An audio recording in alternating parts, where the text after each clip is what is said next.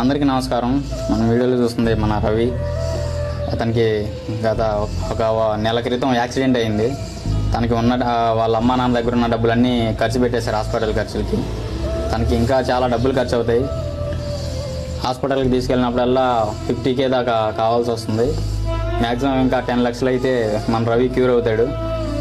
అందుకని మా తరపు నుంచి మేము ఒక సాయం చేస్తున్నాం. మీరు కూడా ఏమైనా సాయం చేయాలనుకుంటే ఆ స్క్రీన్ మీద కనిపిస్తున్న నెంబర్కి ఫోన్ చేసి రవికి సాయం చేయగలరని కోరుకుంటున్నాను. నమస్కారం.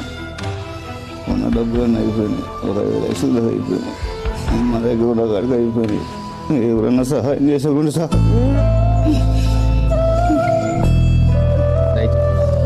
దయచేసి అర్థం చేసుకోండి. మన రవికి ఇలా జరిగిందంటే మనం అందరం స్పందించాలి.